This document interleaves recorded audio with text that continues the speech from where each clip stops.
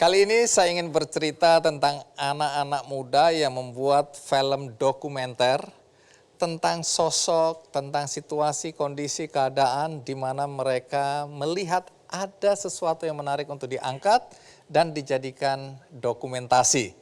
Nah, ini bagian dari ajang Eagle Award yang sudah berlangsung 17 tahun lebih. Dan yang menarik adalah tokoh-tokoh yang mereka angkat itu punya cerita yang unik, cerita yang kemudian mengekspresikan keindonesiaan. Apalagi di tengah situasi dan kondisi masyarakat di daerah, bagaimana pengaruh teknologi masuk ke dalam kehidupan mereka. Nah, inilah kompetisi film Eagle Award, di mana pesertanya ada 152, tapi tentu saja harus ada yang mendapatkan penghargaan, dan ada 5 film yang mendapat penghargaan. 3 dari film itu yang akan saya tampilkan di acara kita kali ini. Siapa anak-anak muda ini? Mari kita sambut Rohil dan Gino. Iya, mana yang Rohil, mana yang Gino? Rohil. Gino. Kalian anak kembar? Diseragamin ya, Pak? Diseragamin? Oh, anak panti asuhan ya? Iya. Oke, siapa yang menyeragami kalian? Tim Eagle, Mas. Tim Eagle? Iya. Ya sudah, itu kebanggaan dong. Kita harus bangga karena kita menggunakan Alma Mater nih. Jadi. Alma Mater. Oke, silakan. Oke. Rohil dan Gina. Jadi film kalian ini judulnya apa? Flintstone Digital Rimba Bulungan. Flintstone. Flintstone ini kan mengingatkan kita pada film kartun ya zaman dulu. Memang itu yang kalian maksud dengan Flintstone. Iya.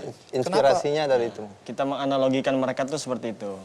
Seperti itu tuh artinya apa? Karena emang di film Flintstone juga kan memang dia benar-benar hidup di batu ya.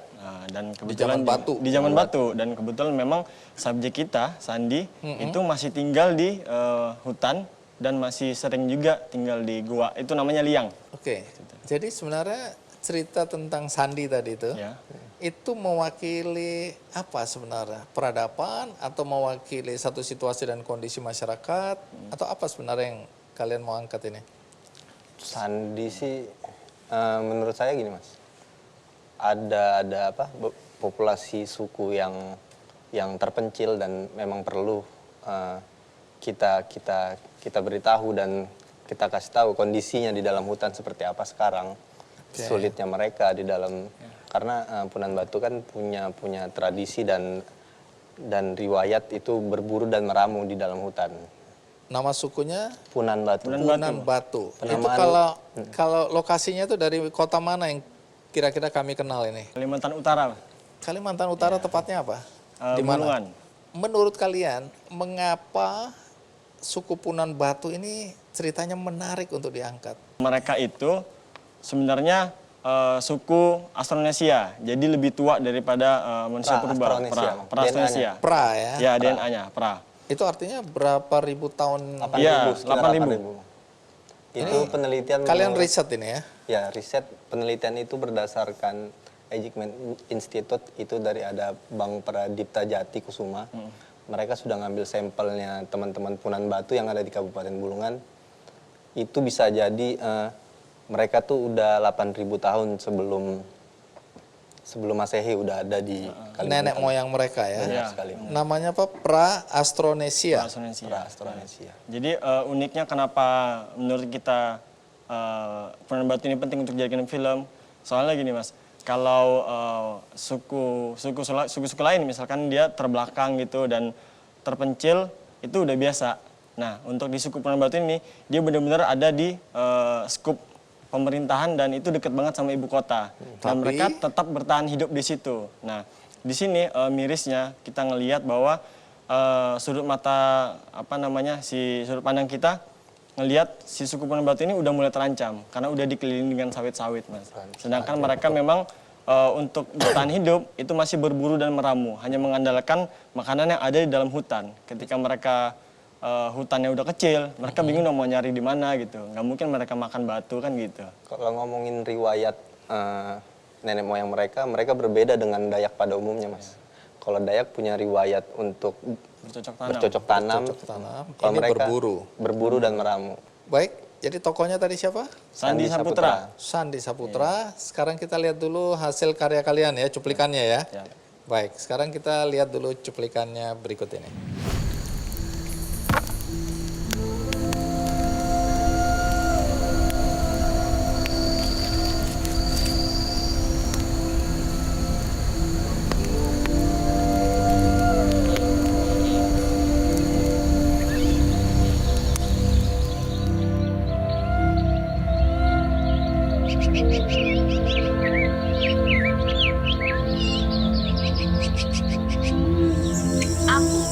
Aku, Marina, cinta, kamu, kamu,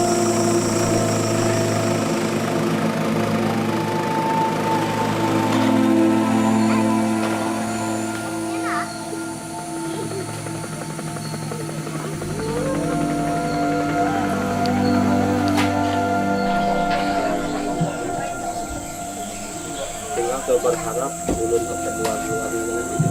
Nah, Tapi mantuk tuh ya beda. sahab mantuk terluang, ya murid. Besok Kako. kako.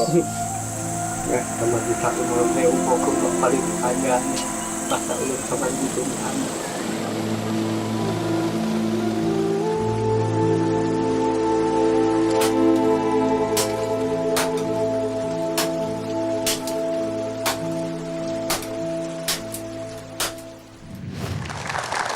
Baik, kalau gitu sebaiknya kita langsung panggil aja ya tokoh utama di dalam film dokumenter kalian ya. Siap. Oke, mari kita sambut Sandi Saputra. Oke, Sandi. Siap. Wih, ini anak suku terpencil. Iya, anak suku Tapi gayanya ini kayak anak Jakarta ini. Ya mungkin aja nantinya. Mungkin didandani nama mereka ya. Ya, begitulah. Oke, Sandi silakan duduk. Ya. Di kampungmu pakai bajunya seperti ini? Oh, di kampung saya apa adanya aja pakai bajunya. Oke. Kalau saya lebih daripada yang adanya, kayaknya begitu. Oh, jadi kalau pakai baju itu sudah lebih dari kebiasaan Ya, masyarakat lebih ya? kebiasaannya. Kalau dulu nenek moyang pakai baju apa? Kalau nenek moyang saya dulu itu ada namanya kulit kayu terbuat dari kumut. Kulit kayu. Kulit kayu itu dipukul terbuat dari kumut. Namanya kumut. Jadi dinamakan nenek saya itu kulit kayu itu kalau sudah dibuat namanya itu kalau sudah menjadi baju selayau.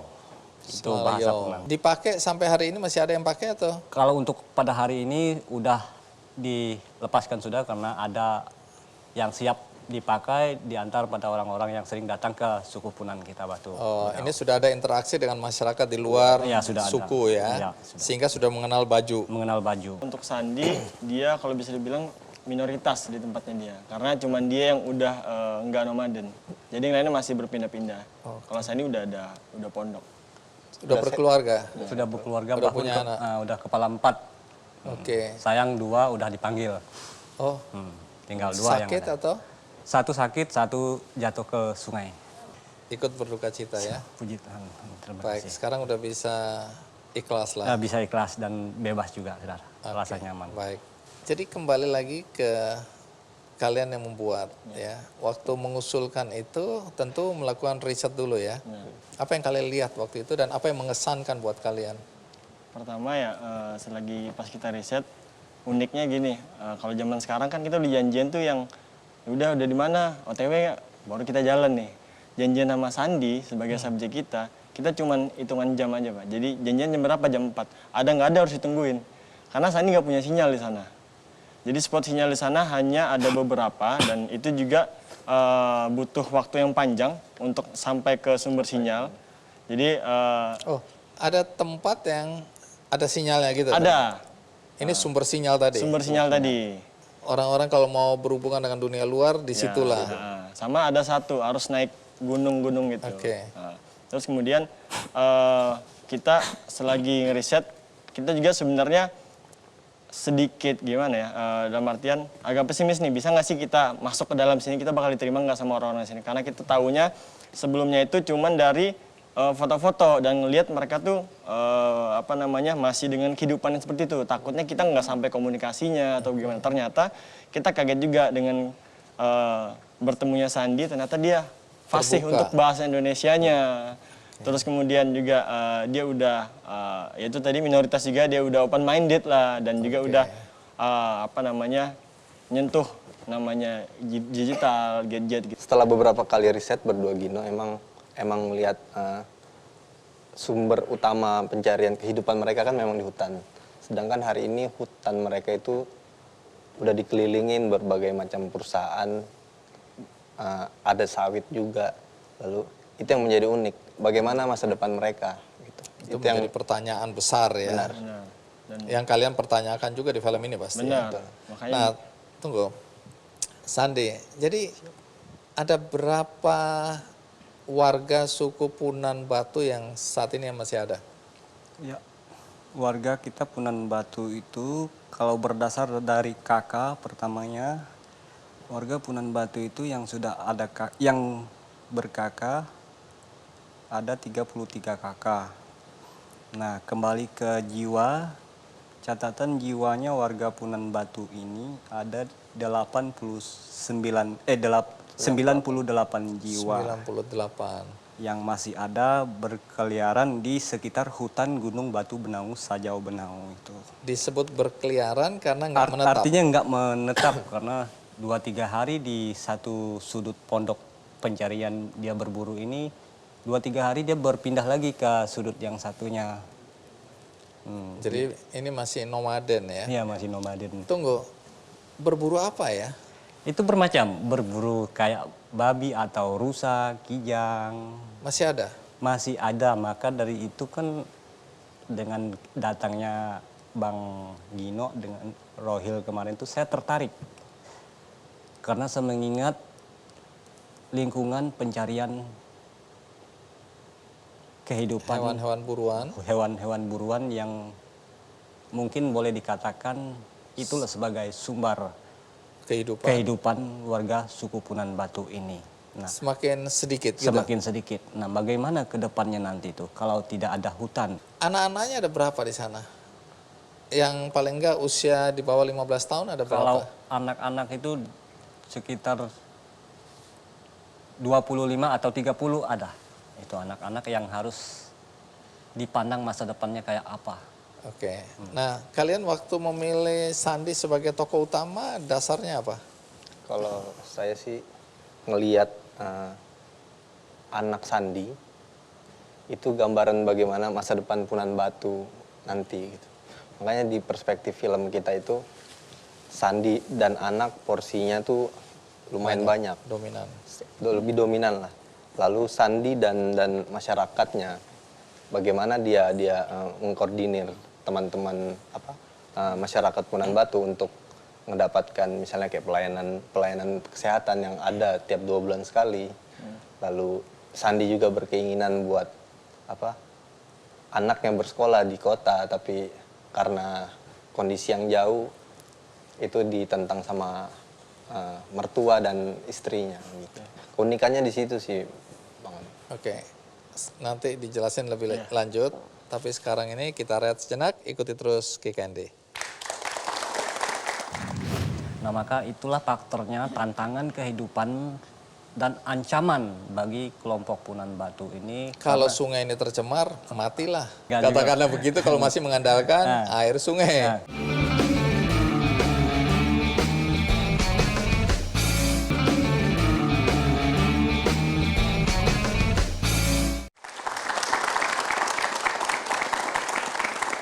Ya, apakah di situ ada kepala sukunya gitu?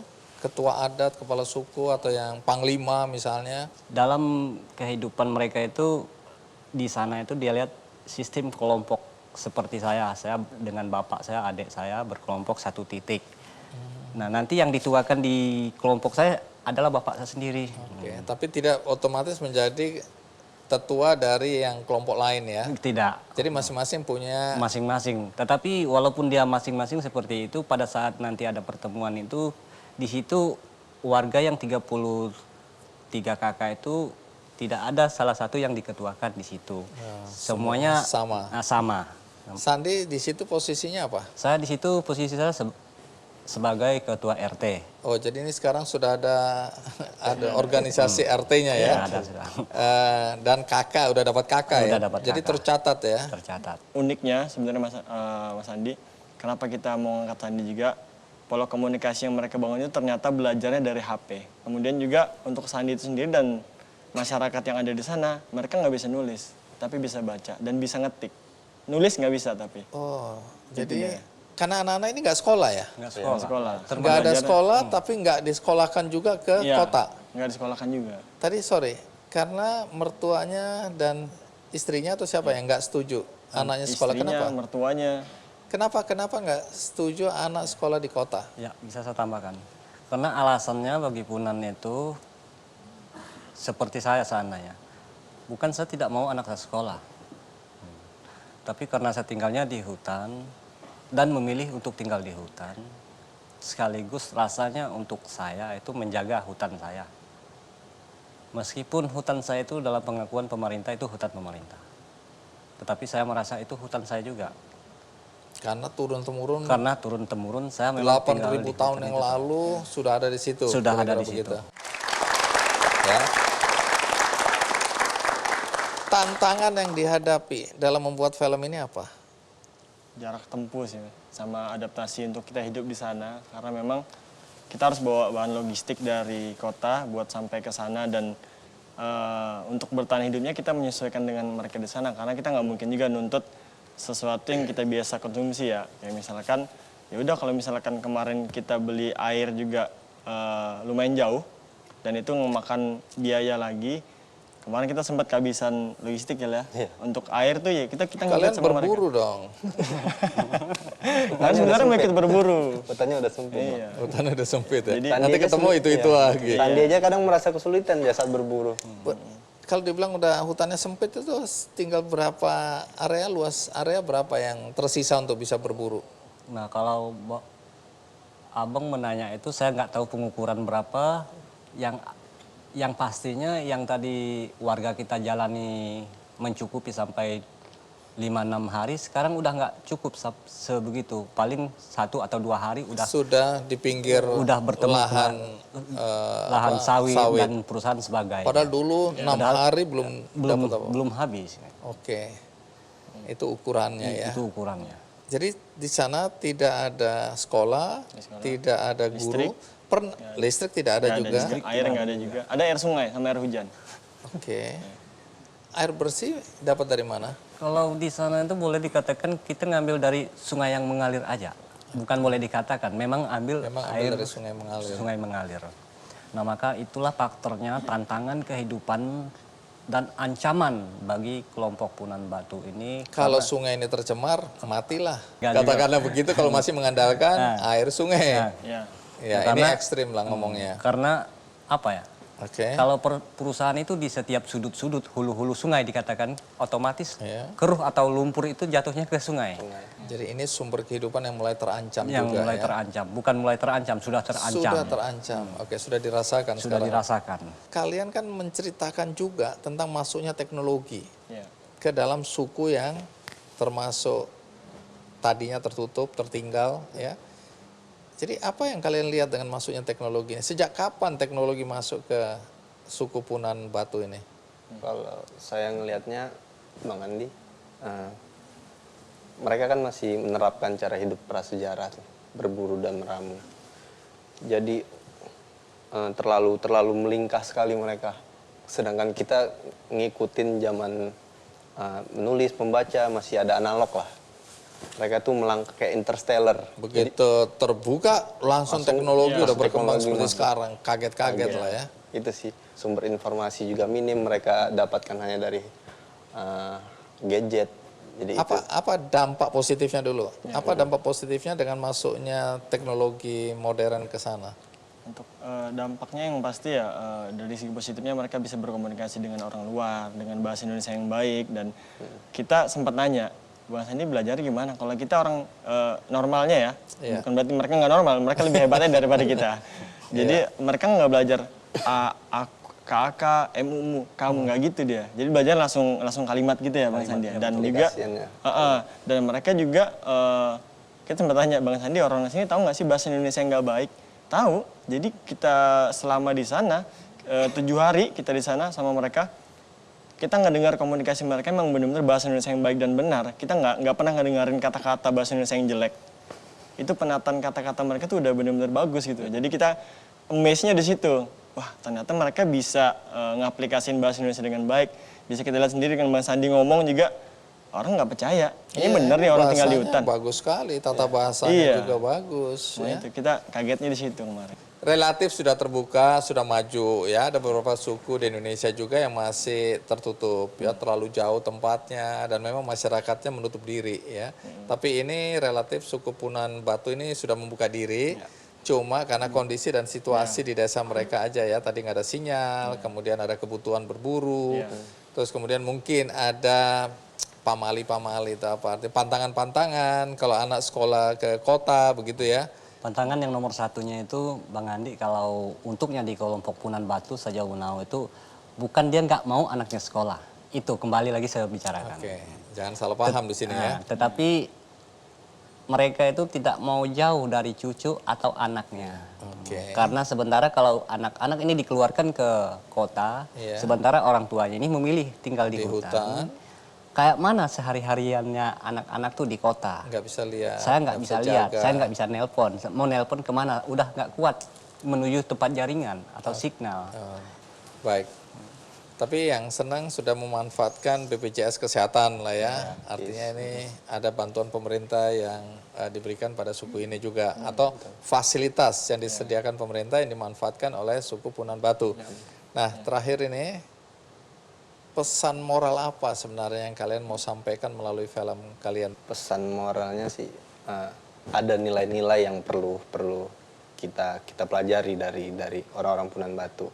Sandi ini hanya sebagian frame kecil dari orang-orang Punan Batu yang lainnya di dalam.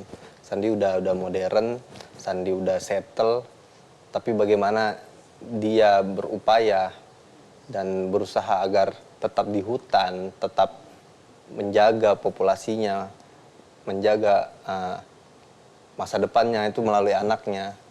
Itu bagaimana tetap menjaga hutan itu, Bang. Kita juga berharap dari film ini semua orang yang menonton dan mungkin tahu ceritanya bisa membantu dalam hal apapun dan bisa lah membuka mata mereka untuk kedepannya bahwa seperti yang Sandi bilang tadi, ini mungkin 6 tahun atau 5 tahun ke depan kita nggak bisa jamin kehidupan mereka.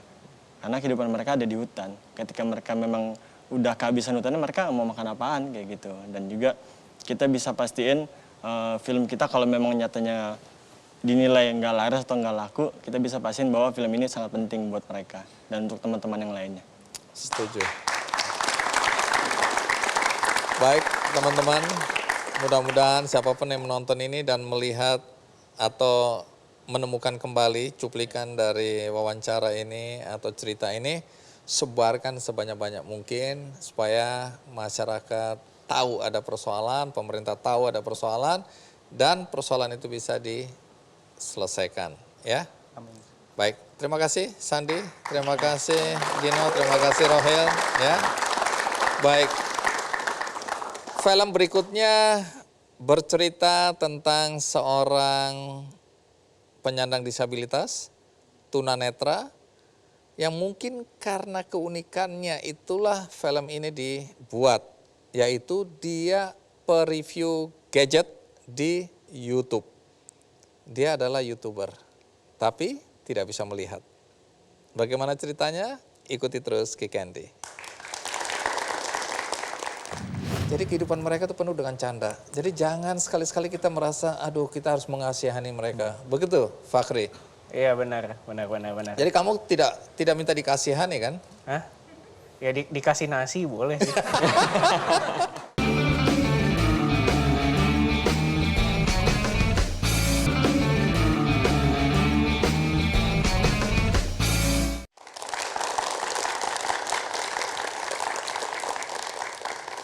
Kebetulan salah satu juri dari kompetisi Eagle Award itu saya.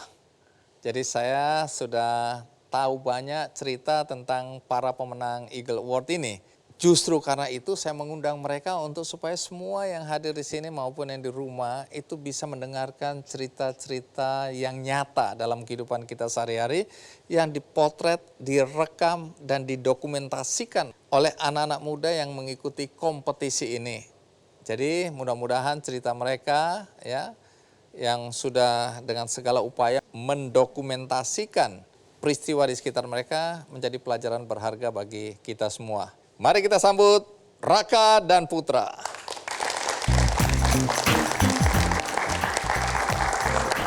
Mana yang Raka, mana yang Putra? Saya Raka. Raka, apa kabar? Putra, apa kabar? Oke, silakan duduk. Siap, makasih. Judul film kalian apa? Tanpa terkecuali. Tanpa terkecuali. Kenapa dikasih nama atau judul ini? Pertama itu kan temanya tentang teknologi. Oke. Kita berpikir itu teknologi semakin berkembang, negara kita semakin berkembang. Namun kalau semua orang nggak bisa merasakan, ya percuma. Jadi saya berpikir kayak semua kemajuan teknologi, kemajuan negara itu harus semua merasakan tanpa terkecuali. Tanpa terkecuali. Emang ini cerita tentang apa persisnya? Aku tadi udah kasih bocoran dikit, tapi aku sebenarnya ingin kalian yang menceritakannya. Iya, kalau tanpa terkecuali ini sih menceritakan seorang YouTuber Oke. yang punya anugerah spesial tunanetra low vision yang namanya Mas Fahri Muhammad Rosa. Baik, ada baiknya kita lihat dulu ya cuplikan dari film dokumenter yang kalian buat. Kita simak cuplikannya berikut ini. Kita ingin secara terus-menerus meningkatkan kesetaraan, kesempatan, dan akses.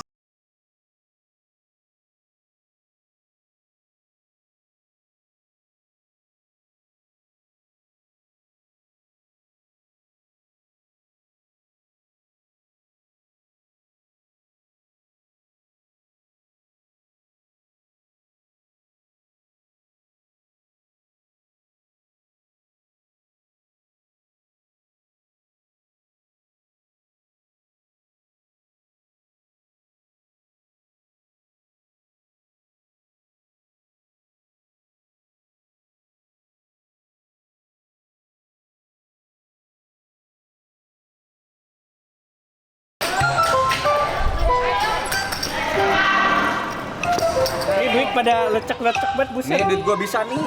Nah, ntar. Nah, itu duit hasil kemarin.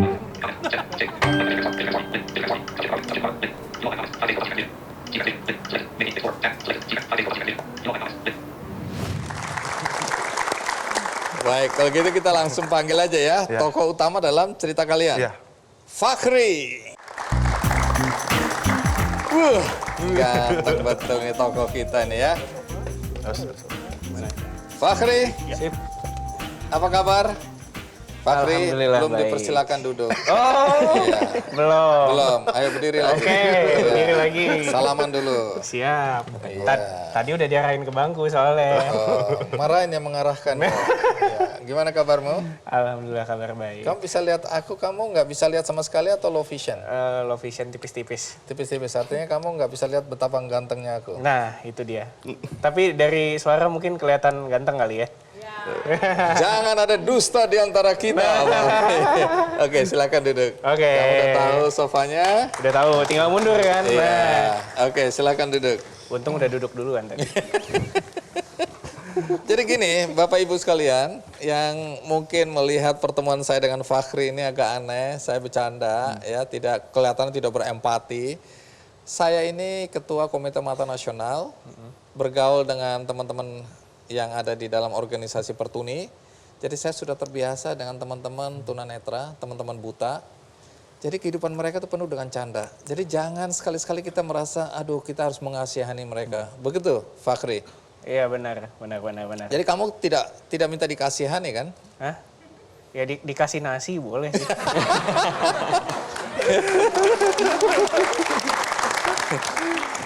Fakhri, ini umur berapa Fakhri udah nggak bisa lihat? Dari lahir, Oh dari lahir. bakat. Oh, bukan bakat itu Fakhri. Iya. Nah, kemudian, lo kamu kok seneng sendiri dengan? Oke. Ya. Kemudian jadi apa istilahnya YouTuber, content creators atau jadi apa nih? Guru. Guru Influencer, guru, Iya.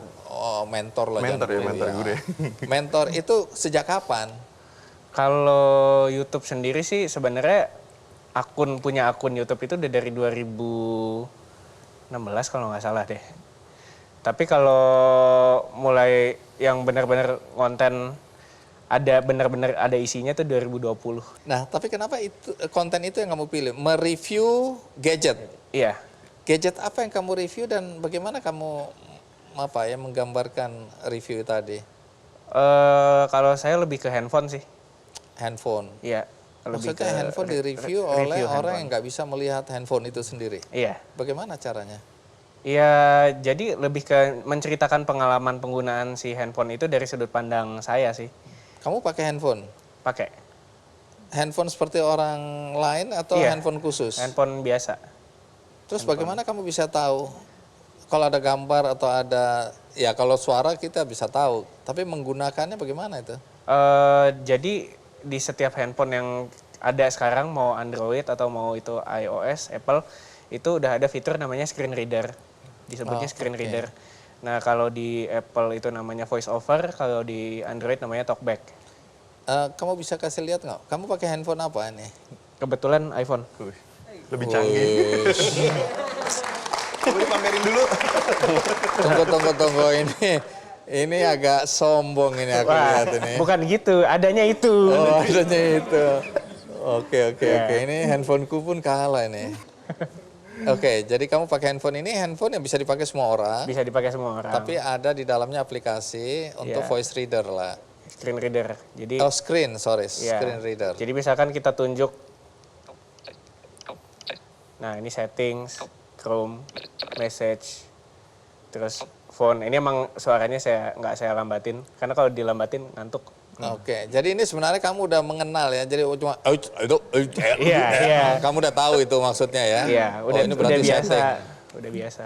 Kamu mereviewnya itu misalnya untuk penyandang disabilitas, ada produk-produk handphone yang tidak mewakili atau mengakomodasi kebutuhan dari penyandang disabilitas gitu ya?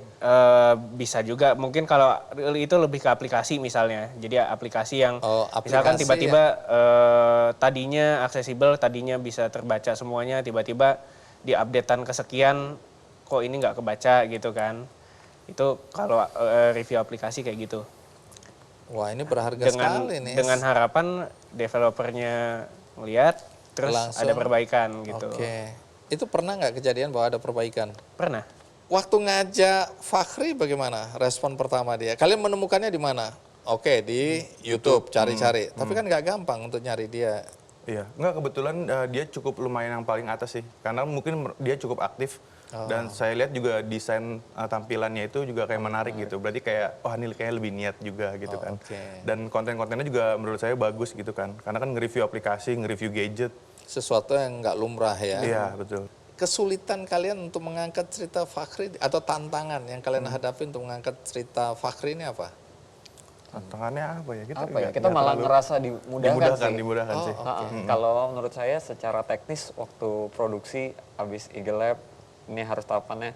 Mungkin dari sharing teman-teman peserta lain pada saat itu kesulitannya ada ketika riset subjeknya di film mungkin bisa bercerita banyak gitu Mas Andi. Tapi ketika kamera ada di depan mata dia gitu, depan mata subjek, mungkin kan pasti ada rasa grogi atau sehingga itu jadi kesulitan. Tapi beda dengan kita gitu, ketika ketemu sama Mas Fahri, kita taruh kamera di depannya nggak jadi masalah apa-apa buat dia, malah dan Saya nggak tahu ada kamera di sini. Itu dia. Makanya jadi semuanya jadi lebih mudah ya. Biasanya tuh pada umumnya film-film yang mengangkat cerita tentang penyandang disabilitas itu dramanya yang diangkat adalah drama yang sedih, menderita, susah, penuh perjuangan. Tapi nuansa di film ini kok beda ya. Itu by design atau kalian mengalir atau gimana? By design, karena ketika kami meriset ngobrol langsung, ketemu, mereka tertawa gitu, maksudnya kayak bercanda-canda gitu. Makanya saya berpikir untuk apa saya bikin sesuatu yang sedih, orang mereka aja biasa aja gitu loh. Mereka ceria gitu. Iya, mereka gembira. Ya. Sekarang kita rehat sejenak. Pastikan Anda masih bersama saya di acara Kick Andy.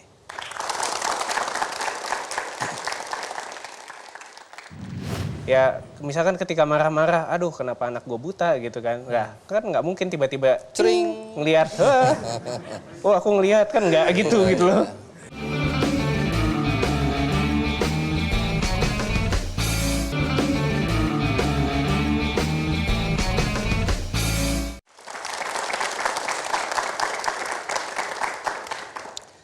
Ya, Raka dan Putra ya, aku ingin tahu di film itu kan sepintas cuplikannya kita bisa lihat ya, bagaimana rambu-rambu untuk tunanetra itu nggak ada orang yang peduli dan jangan-jangan mereka nggak tahu bahwa itu sebenarnya rambu untuk tunanetra, ya. Terus kemudian ada juga banyak sekali trotoar yang belum menyediakan fasilitas untuk tunanetra. Apakah itu tadi dengan sengaja atau sebenarnya kalian ya kebetulan melihatnya? Ya mungkin itu sengaja juga ya karena ya memang itu terjadi gitu kan. Tetapi kita nggak memasukkan unsur yang kritik tentang masalah fasilitas publik itu nggak banyak. Jadi kita cuma sedikit tapi saya pikir akan nyangkut di penonton. Iya, aku langsung bisa nangkep bahwa itu maksud kalian gitu Iya. ya. Tapi faktanya yang kalian lihat begitu Faktanya ya. memang kebetulan di teknis, karena kebetulan waktu itu saya juga ngambil gambar, memang kejadiannya seperti itu sih Mas. Bayangkan kalau Fakhri dan teman-teman mencoba menjadikan itu sebagai panduan, ya, itu udah nabrak mobil tadi itu ya. Iya. Nah di film kita tuh sebenarnya itu berdasarkan riset ya Mas. Jadi kita rekonstruksi. Jadi nanti kalau saya boleh bocorin sedikit, ada adegan di mana Fahri itu jalan, terus tiba-tiba dia ngebody seseorang, terus ternyata dia masuk ke kawasan tukang soto. Oke. Jadi dia nabrak spanduk tukang soto, karena dia ngikutin inian yang marka jalan itu. Jadi ngikutin gini-gini, tiba-tiba nabrak, der. Terus ternyata itu tukang penjual soto lagi ngeracik. Terus tiba-tiba ketahan lagi sama spanduk, terus dia nanya, apaan nih gitu. Jadi kayak, itu memang benar-benar ada gitu kan. Saya bilang, wah cocok nih. Ayo Ri, coba syuting di sini aja gitu.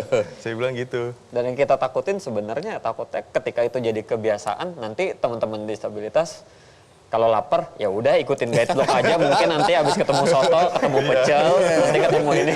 Iya, jangan-jangan kalau itu diberesin malah nggak.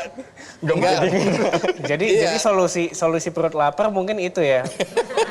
Tempat makan di sini di mana bro? Ya udah cari aja kayak di blog udah. Ikutin deh tuh ya. Baik, ya menarik sekali ya. Fakhri, Ya, lalu pendidikanmu apa ya sekarang ini? pendidikan terakhir Iya, S1. formal. S1. S1, jadi sarjana kamu? Iya. Sarjana apa? Humaniora. Humaniora. Oke. Sastra Jerman UI. Universitas Indonesia.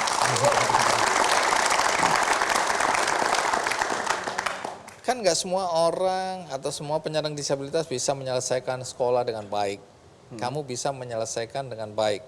Kalau boleh tahu orang tua pekerjaannya apa? Wirausaha sih, wira swasta.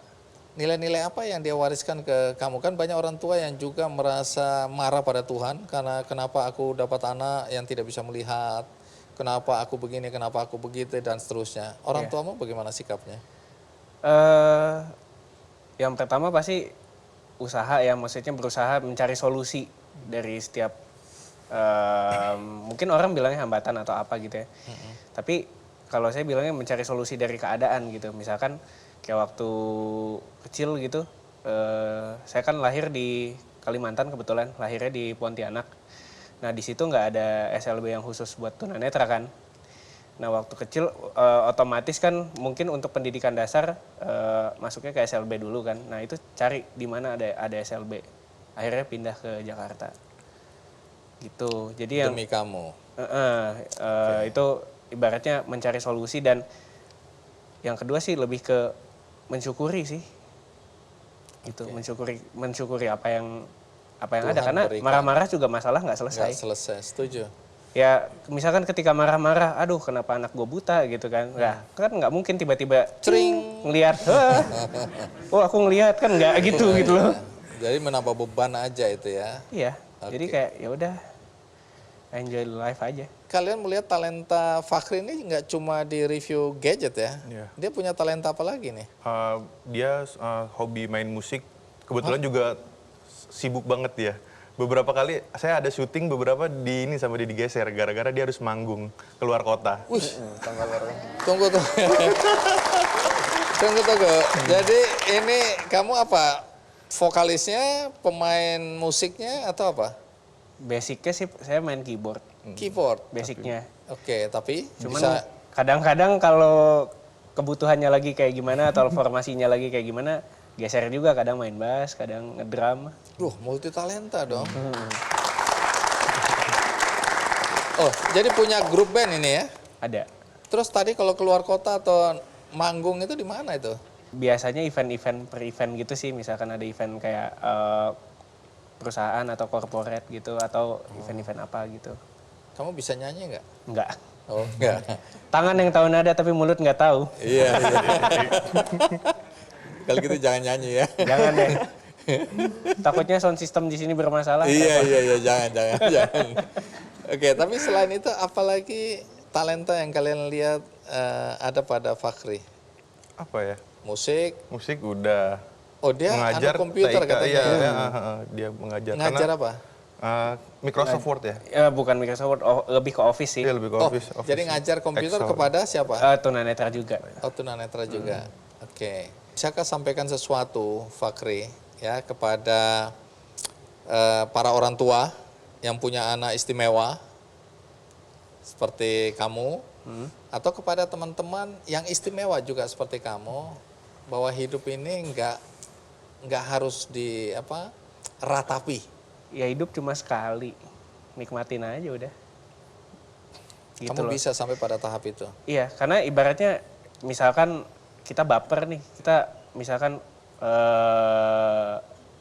di lingkungan misalkan, wah lu buta, lu apa segala macam gitu kan. Dengan kita baper ya masalah nggak selesai, otak makin stres, tambah penyakit lain. Oke. Ya kan. Nah, dan satu lagi, lagian juga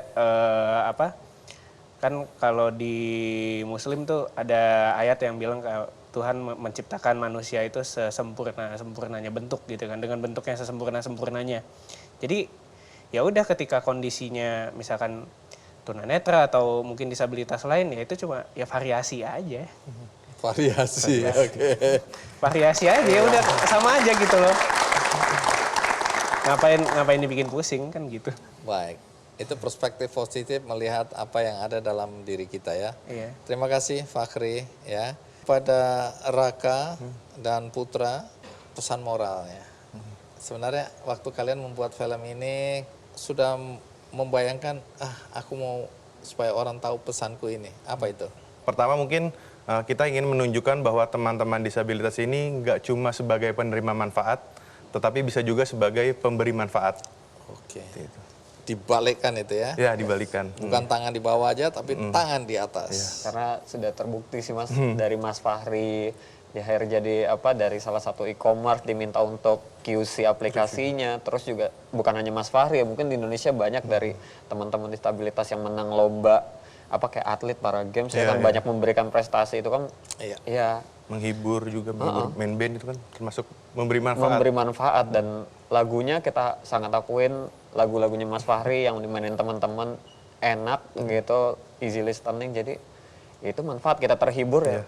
Oh ini namanya manfaat dari teman-teman kayak gini. Bahkan kita kadang mikir justru mungkin teman-teman kayak Mas Fakhri dan yang lain yang lebih banyak memberikan manfaat buat kita-kita yang kayak gini masih saja deh kan.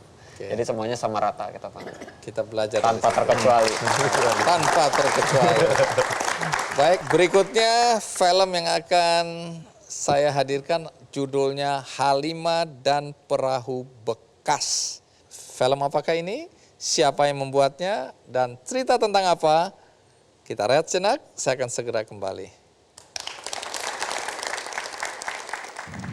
Memang banyak sih laki-laki suka sama saya untuk menjadikan istri, tapi saya sudah trauma.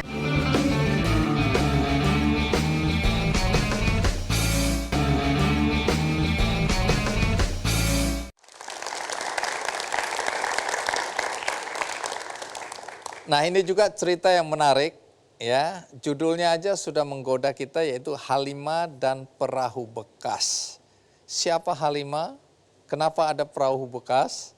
Mari kita sambut Vina dan Ivol. Ya. Karena namanya ini Vina dan Ivol, siapa yang Vina, siapa yang Ivol? Oke, ini Vina pasti. Baru Ivol, ya. Oke, silakan duduk. Kalian berdua dari? Kami dari Gorontalo. Sama ini, sama-sama Gorontalo Iya, ya.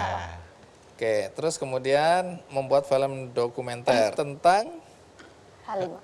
Tentang Ibu Halimah. Oh, Halimah itu nama ya, tokohnya? Iya, nama subjek dari film kita. Film kita. Siapa Halimah? Jadi Ibu Halimah adalah salah satu nelayan perempuan, khususnya nelayan gurita, yang ada di desa Torsiaje. Jadi dalam film ini kita menceritakan tentang bagaimana sih perjuangan Ibu Halimah dalam memenuhi kebutuhannya sehari-hari dan menggunakan perahu bekasnya. Nanti Bu Halimah datang atau? Jadi ya, di film kami ini kan ada dua tokoh. Oh, dua tokoh. Dua subjek ya. Jadi si Bu Halimah dan si Indri. Bu Halimah kan sebagai tokoh utama. Iya. Si Indri si pengguna aplikasi. Tapi sayangnya aplikasi? Ya, aplikasi untuk mendata gurita. Oke, sayangnya? Sayangnya ini Bu Halimah nggak bisa datang karena dia harus merawat bapaknya yang sudah ditinggalkan oleh istrinya. Maksudnya gitu. Jadi jadi orang tuanya Ibu Halimah udah nggak ada. Udah meninggal ya, yang perempuan. Ibu Halimah ini punya suami nggak? Dia punya suami, tapi udah pisah, udah lama pisah. Oh, jadi Ibu Halimah ini janda? Ya, janda satu anak. Dari mana kalian dapat ide ini ya? Untuk mengangkat cerita Ibu Halimah ini dari mana awalnya? Iya, awalnya saya sebagai pendamping ekonomi di desa situ, di desa Torsiaje, terus di sana ada yang membuat menarik, yakni Ibu Halimah. Jadi dari banyaknya nelayan yang kami temui, yang kami data di desa Torsiaje itu, ada 2 nelayan yang merupakan nelayan perempuan. Nah, salah satunya adalah Ibu Halimah. Nah, Ibu Halimah ini selama kami melakukan pendampingan di desa, Ibu Halimah yang cukup aktif di dalam kegiatan-kegiatan yang kami lakukan di desa. Jadi baik kegiatan menabung, terus ada kegiatan-kegiatan konservasi juga, Ibu Halimah turut ikut berperan di dalam kegiatan itu. Iya. Sorry, Vina tadi kerja di mana? Di NGO salah satu, gitu? iya, NGO. salah satu NGO yang Oke, di Gorontalo. jadi pendampingan ini ya, Iya. kepada nelayan-nelayan di sana. Nah, kalau Ivol sehari-hari bekerja sebagai apa? Saya sama juga di NGO, tapi saya lebih fokus untuk bikin video dokumentasi. Kayak NGO gitu. yang sama atau? NGO yang sama. Oh, yang sama. Kenapa dikaitkan Halimah dan perahu bekas? Apa hubungan antara Halimah dan perahu bekas? Jadi kami membuat satu kelompok di desa, namanya kelompok Sipakulong. Jadi di dalam kelompok ini ada banyak kegiatan, salah satunya adalah kegiatan menabung. Nah, hasil-hasil Ibu Halimah melaut biasanya langsung disetorkan untuk ditabung. Nah, kami pernah tanya kenapa kenapa Ibu Halimah rajin menabung. Nah, terus beliau bilang untuk membeli perahu. Jadi Ibu Halimah itu selama tidak punya perahu itu beliau hanya menumpang di nelayan yang lain, nelayan laki-laki. Numpang itu artinya dia masuk di dalam perahu yang dikayu atau dikemudikan oleh nelayan laki-laki atau dia pinjam perahunya? Enggak, sama nelayan laki-laki. Oh, jadi dia numpang masuk ke situ. Dia numpang itu dia tanggung bensin kayak gitu. Bahan bakarnya sama Ibu Halimah. Oke. Itu bisa sampai 2 liter kalau pergi menjauh. Tapi dia mau menabung supaya bisa beli perahu. Bisa beli perahu. Oke, terus perahu bekas tadi apa? Jadi dia beli perahu beli bekas. perahu bekas dari hasil menabung. Oh, kalaupun nanti hasilnya ada, itu hanya bisa beli perahu bekas. Perahu bekas. Baik, sebelum kita lanjutkan, ada baiknya kita simak dulu cuplikan film yang kalian buat berikut ini.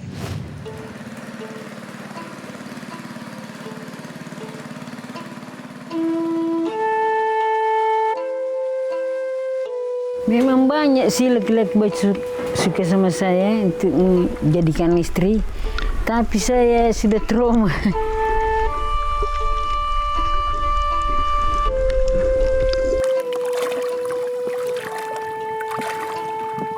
Saya dapat 1 ekor saja saya sudah syukur.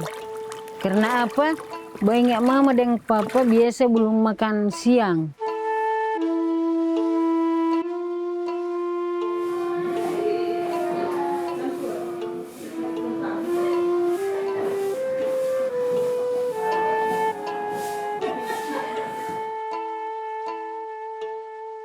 Dewi, ada data tangkapan gurita Ibu Halimah sama kamu nyari?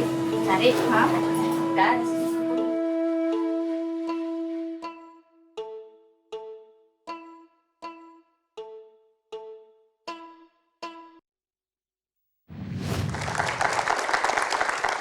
Baik, menarik sekali cerita tentang Halimah dan tokoh yang kedua siapa namanya? Indri, Bang.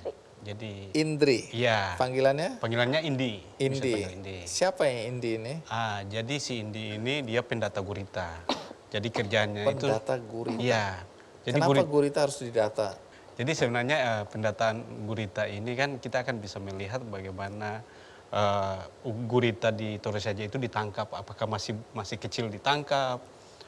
Jadi itu gunanya juga bahwa data ini sebagai representasi bahwa ternyata ekosistem di sekitar perkampungan ini udah rusak dari hasil jadi pendataan. ukuran, jenis kelamin gurita dicek juga nggak? Iya, jenisnya dicek juga, jantan sama betina itu dicek. Oke, berapa betina yang diambil sehari-hari ya dalam jangka waktu tertentu oleh nelayan, ukurannya berapa begitu ya? Iya.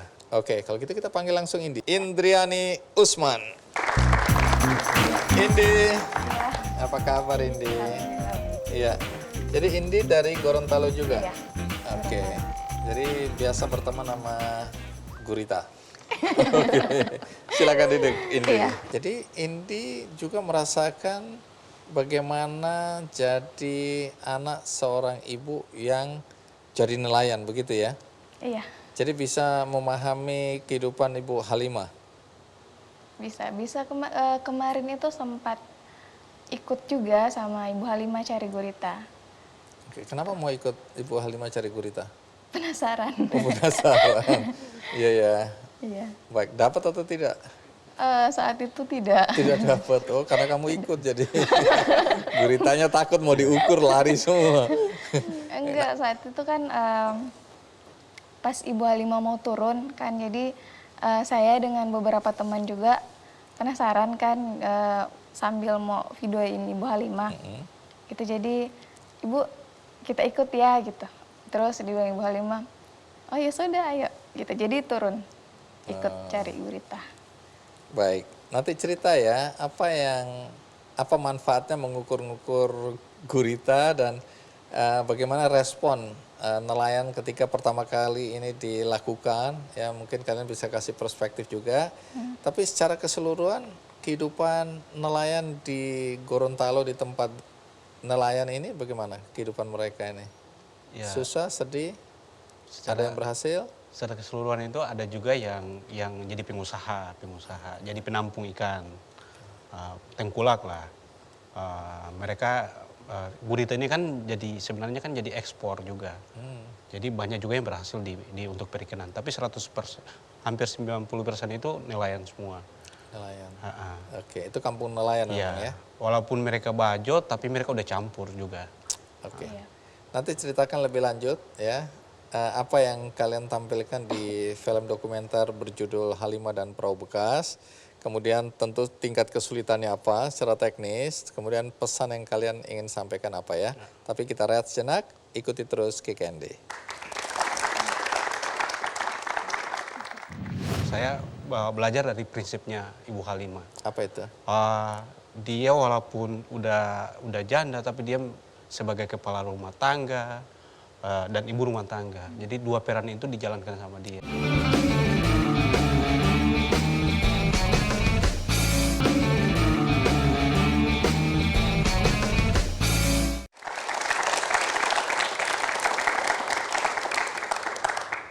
Dari awal sebenarnya kalian memotret kehidupan Bu Halimah ini kan mewakili sebenarnya kehidupan para nelayan. Nah, kalau di dalam film dokumenter yang berjudul Halimah dan Perahu Bekasnya sebenarnya apa saja yang disampaikan di film itu? Iya, kalau dalam film ini kita menyampaikan terkait bagaimana perjuangan perempuan nelayan yang ada di Desa Torsiaje. Terus yang kedua, bagaimana data-data yang kami kumpulkan melalui INRI bisa berdampak untuk membuat suatu aturan yang ada di desa. Untuk menjaga ekosistem. Iya, ya. untuk menjaga ekosistem. Terus? Terus yang ketiga dari isu ekonominya. Jadi dari film itu kita bisa melihat Ibu Halimah sedang menyimpan uang hasilnya melaut untuk nanti dibelikan perahu bekas. Jadi itu yang pesan-pesan itu yang kita sampaikan ke penonton. Tingkat kesulitannya seperti apa itu waktu bikin film ini? Kalau waktu kita syuting itu kan pas di musim ombak, jadi musim barat tuh, kalau orang-orang bilang di sana. Itu ombaknya kencang. Terus kita punya adegan bahwa Ibu Halimah ini kan menumpang sama nelayan laki-laki.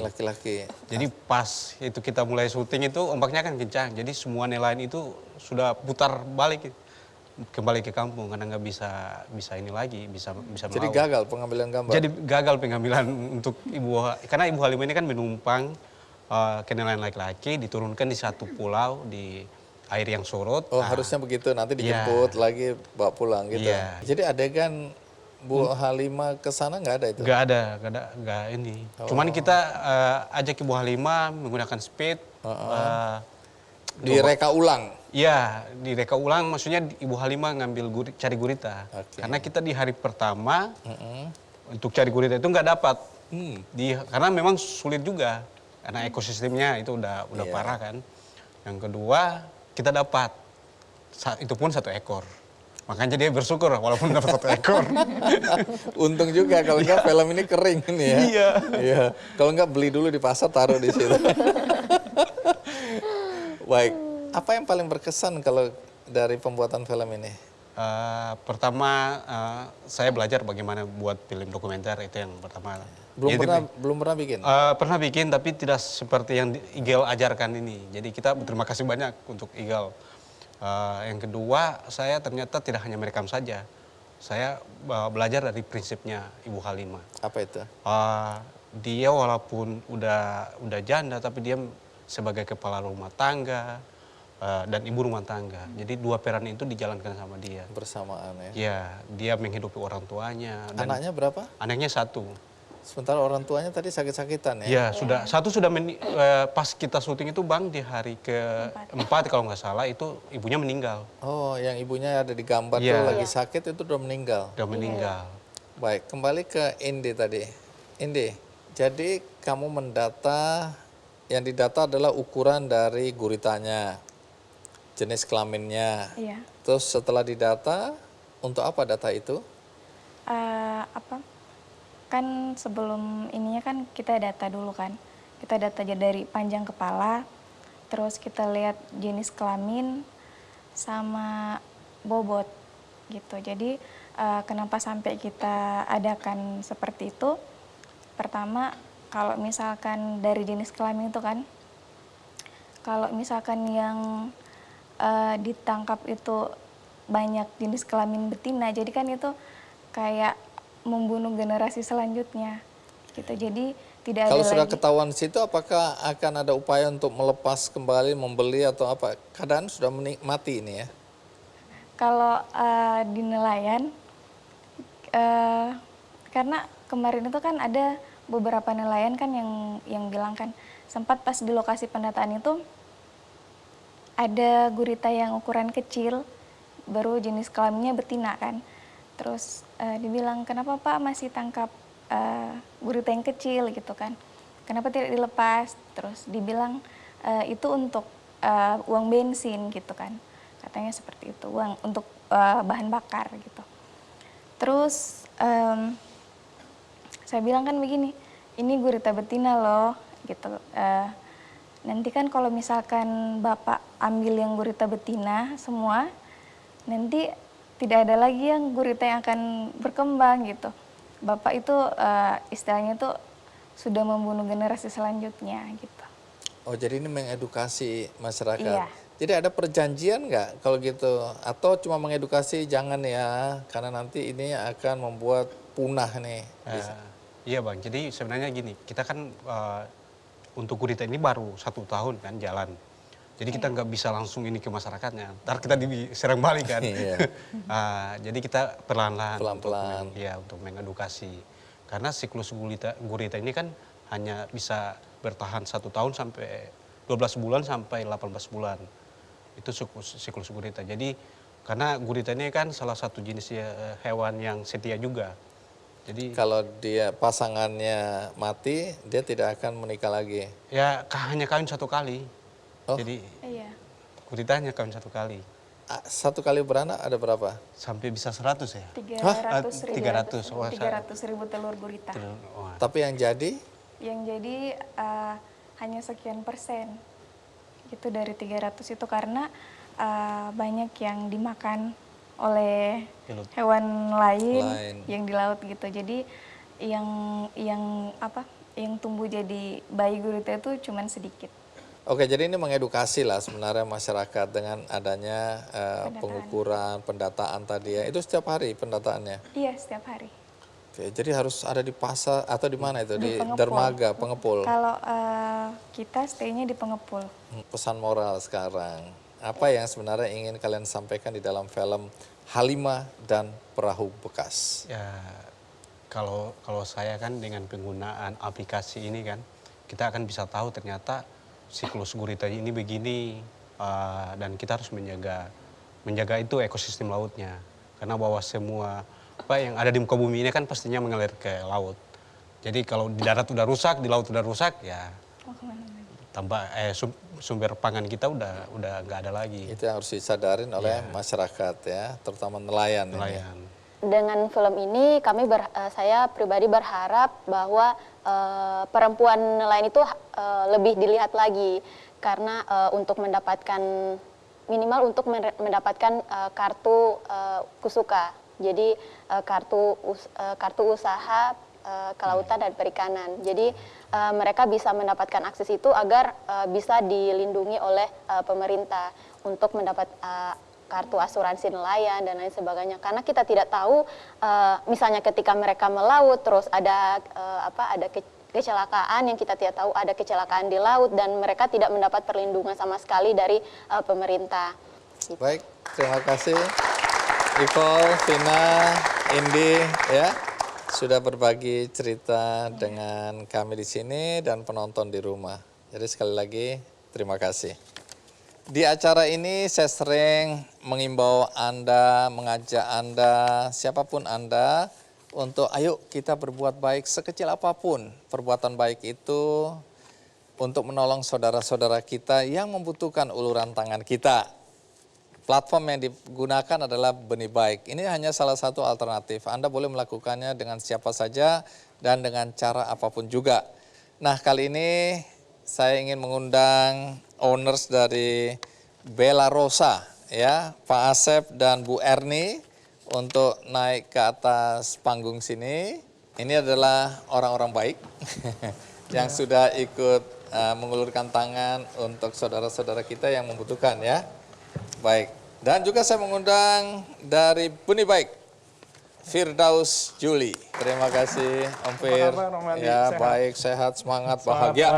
Yes. Jadi ini cerita tentang kebaikan ya. Jadi kalau boleh tahu Om Fir, Bella Rosa selama pandemi ini ya, ikut juga mengulurkan tangan. Boleh diceritakan apa bantuan yang diberikan oleh Bella Rosa? Okay. Jadi Bella Rosa ini bukan pertama kalinya Om Andi membantu saudara-saudara kita yang prasejahtera. Jadi waktu awal pandemi sebenarnya sangat mengejutkan. Tadi Pak Asep juga cerita, Bu Erni cerita, namanya pandemi ya, bisnis tidak terlalu bagus, tapi mereka tetap ingin berbagi.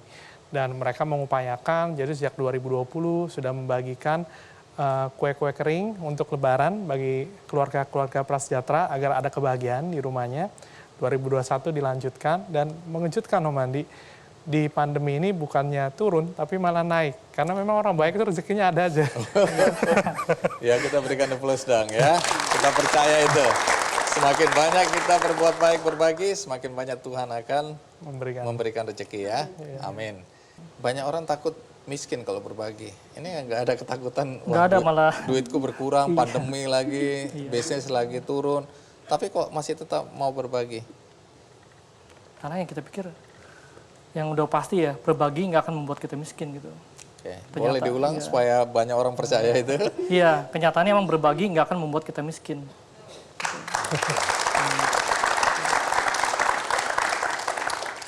Baik, silakan secara simbolik diberikan bantuannya dari Bella Rosa. Bella Rosa ini perusahaan apa? Kue kering dan coklat. Kue kering dan coklat dan sirup. Silakan diserahkan Terima kasih kepada Firdaus atas Yuli. kebaikan hatinya Pak Asep. Terima kasih banyak Bu Erni, terima kasih Pak Asep.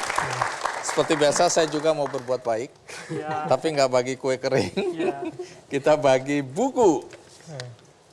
Buku ini bagi siapapun yang menginginkannya, Anda bisa mengaksesnya melalui kuis di Twitter, Instagram, Facebook, Kick and the Show.